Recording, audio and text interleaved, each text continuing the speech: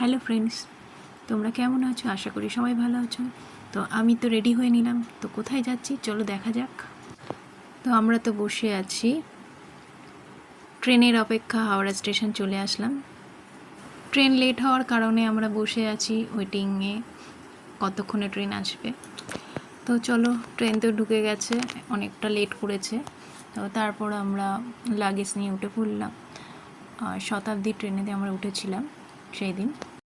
তো ট্রেনে কিছুক্ষণ বসার পর আমরা টিফিন পেয়ে গেলাম।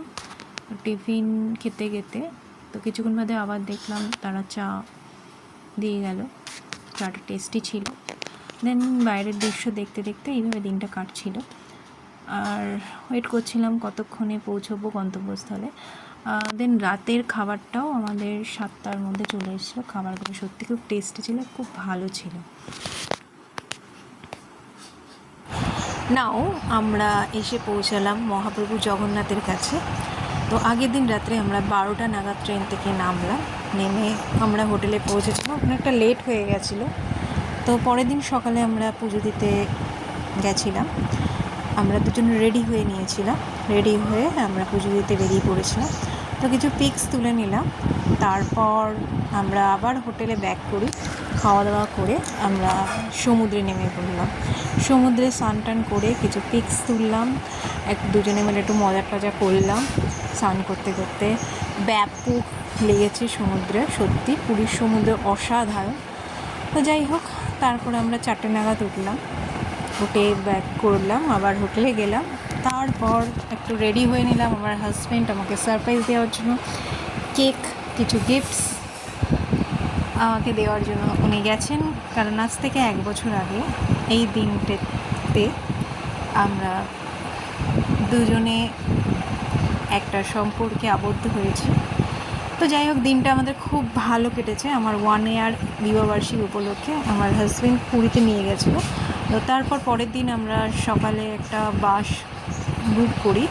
তো ওখানে কিছু সাইট সিন ছিল, সেখানে কিছু টেম্পল ছিল, সেইগুলো আমরা দেখতে গেছিলাম। তো জায়গাগুলি সত্যি অসাধারণ, অনেকগুলো সাইট দেখিয়েছে। এই পাহাড়টাতে উঠতে গিয়ে জাস্ট মানে কমপ্লিট করতে পারিনি, কিন্তু দূর থেকে যতটা পেরেছি কিছু পিকস তুলেছি। যাই হোক, ব্যাপক কেটেছে সেই দিনটাও। তারপর আমরা নন্দনকাননও গেছিলাম, ওখানেও কিছু পিকস তুলেছি। খুব ভালো লেগেছে, খুব সুন্দর। পুরীতে গিয়ে সত্যি আমরা দুজনে খুব এনজয় করেছি, ব্যাপক লেগেছে। যাই হোক, দিনটা বেশ ভালোভাবে আমরা কাটালাম। তারপর আমরা ব্যাক করেছিলাম রাত্রে। পরের দিন আবার একটু সমুদ্রে নামলাম দুজনে, কারণ ওই দিনকেই আমরা ব্যাক করব কলকাতাতে। তো বুঝতেই পারছো, মনটাও একটু খারাপ হয়ে যাচ্ছে, কারণ পুরীর থেকে ব্যাক করার একদমই ইচ্ছে ছিল না। যেতে তো হবে।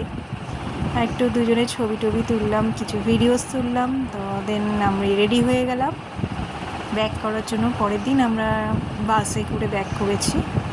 তো চলো, বাই বাই। কেমন লাগলো ভিডিওটা অবশ্যই জানিও।